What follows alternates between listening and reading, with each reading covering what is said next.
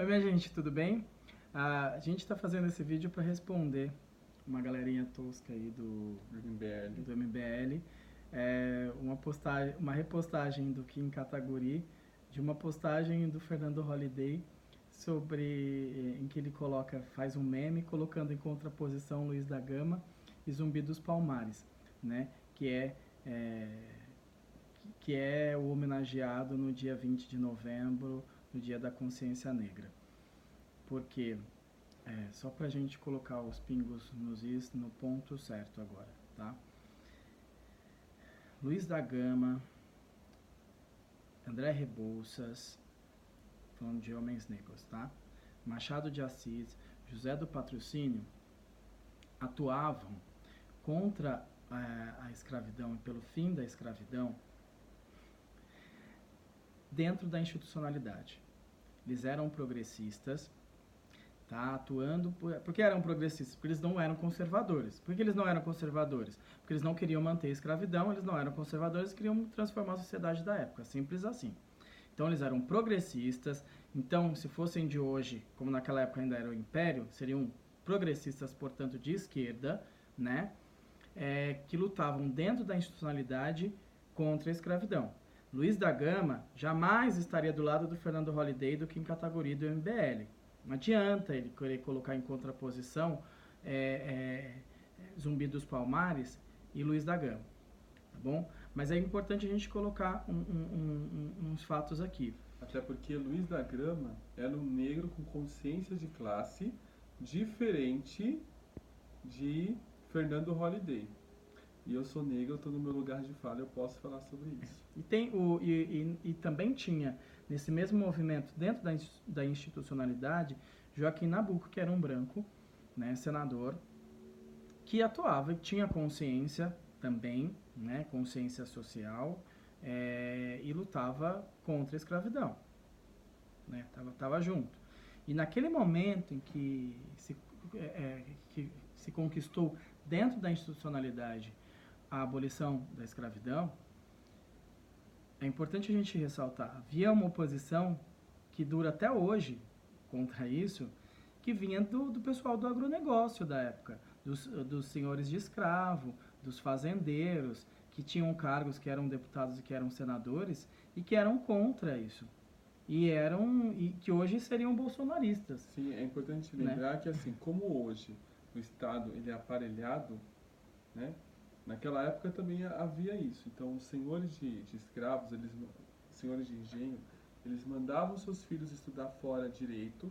Quando eles voltavam, já estava ali meio que arranjado, meio por acordo, os seus cargos dentro da Câmara, como deputados, como senadores, justamente para fortalecer o sistema escravocrata. Exatamente igual é hoje, entendeu? Então a lógica é essa. Se fosse hoje, eles seriam conservadores. Se fosse hoje, os senhores de engenho estariam com o MBL, estariam de mão dadas com essa galera, tá? Com esses conservadores, seriam bolsonaristas. Ponto. Igual é hoje, né? Sem tirar e nem pôr.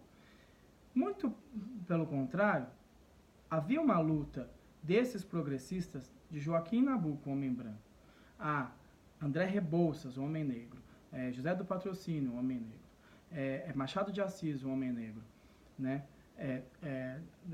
Desses lutadores dentro da institucionalidade contra a escravidão.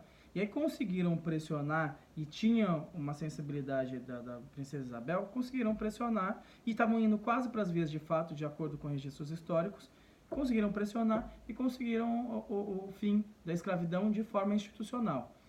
Num outro lado, paralelamente a isso, haviam lutadores como o Zumbi dos Palmares que não acreditavam na institucionalização das questões, da luta, e que faziam essa luta fora do Estado, do Império, querendo combater o Império, e que juntavam o seu exército, o seu povo, e queriam criar um espaço, um lugar onde eles pudessem criar a sua estrutura, o seu espaço e enfrentar o Império.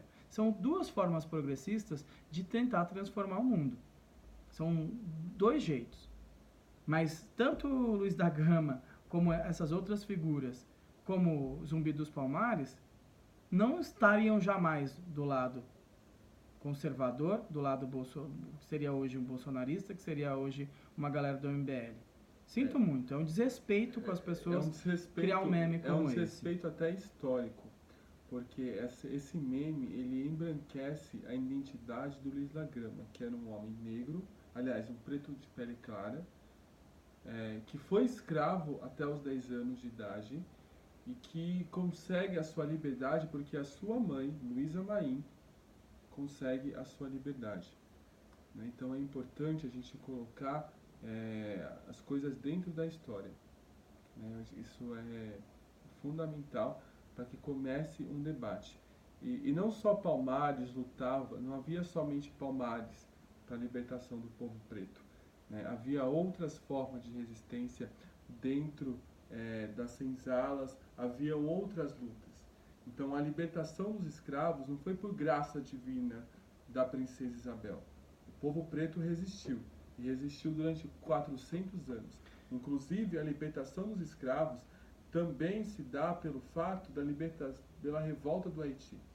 Os senhores escravocratas... Revolução haitiana, né? Sim, os senhores escravocratas, eles tinham medo que houvesse uma revolução haitiana aqui no Brasil. Uma revolução de escravos aqui dentro do Brasil. A gente está falando de um período colonial em que, como hoje, havia maior número de escravos e de pretos forros do que pessoas brancas ocupando espaços, que também é hoje. Nós somos 54% da população. Então você imagina o medo que essa estrutura racista e escravocrata tinha desses escravos alcançarem a sua libertação dentro da institucionalidade ou por uma revolta. Então, isso é importante a gente esclarecer, né? A gente acinzentar, né? De massa cinzenta. De massa cinzenta, de botar cérebro nas questões. Né? Porque de é um meme pensar, muito infeliz. Porque essa galera tenta emburrecer o Brasil e a gente não pode deixar esses idiotas emburrecerem as pessoas. Às vezes pessoas enfim, que não teve oportunidade de ter acesso à leitura, enfim, de estudar, e que pegam uma informação no meme, acha fácil entender, e aí adota aquilo como verdade.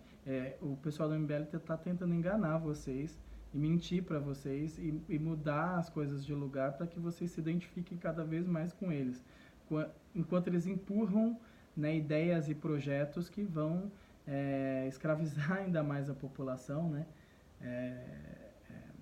E empobrecer ainda mais o povo desse país. Só para deixar as coisas bem claras, viu, galera? Tá bom? E tinha um paralelo que a gente queria fazer, acho importante a gente fazer, mesmo hoje, né? Se eu pudesse fazer um paralelo, se naquela época você tinha dentro da institucionalidade, como até hoje o Lula faz, né?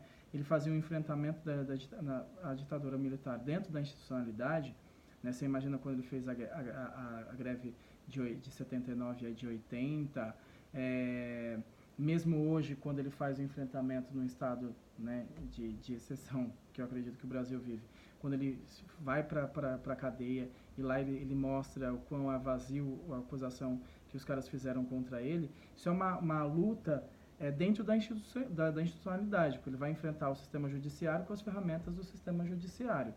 Mas, ao mesmo tempo, você tinha a Marighella, que juntava uma galera e ia, através das Forças Armadas, tentar destruir a ditadura militar, né? Juntava a galera. E então, até assim, mesmo Marighella, ele foi eleito, acho que deputado. Não, ele era deputado, mas depois ele quebra com isso e fala, sim, bom, peraí, isso aqui não funciona. Isso. Então, só para a gente entender, existem progressistas que estão buscando dentro da institucionalidade fazer transformações, existem progressistas querendo destruir as instituições para tentar criar uma outra forma de organização. Do outro lado, né, de um lado bem estranho, bem tosco, está o MBL, está os bolsonaristas, está os integralistas, né, está aquele movimento que a junto com, volta. Né, com a galera, enfim, os senhores de engenho, essa galera estranha, né, daquela época, e a galera que é a monarquia de volta, e os MBLs e bolsonaristas hoje, né, que estão aí e que querem conservar aquilo que que precisa ser mudado, que está velho, que a gente não aguenta mais. Sim, e eu acho Então que é o que isso. fica também é esse revisionismo histórico, né? As pesquisas, elas avançaram muito e elas contam um outro Brasil, um outro período colonial. Houve sim uma resistência negra, houve sim, negra não, houve sim uma resistência preta, é importante a gente salientar essa palavra, uma resistência preta, houve sim um povo que lutou, né? E o MBL, quando coloca Luiz da Gama em oposição a Zumbi, ele tenta apagar a identidade de Luiz da Gama, tenta apagar a identidade de Machado de Assis, né? E nós, como povo preto, nós estamos aqui para reivindicar. Essa identidade, ela é preta, ela faz parte da luta de resistência preta. É importante a gente salientar. Houve sim uma resistência. É isso aí, minha gente. Obrigado aí, tá? E fica essa dica para vocês. É importante, eu queria dizer que a gente está embasado com base em livros. Vou pegar um livro. E aí eu indico para vocês. Pega ali. Esse aqui, ó.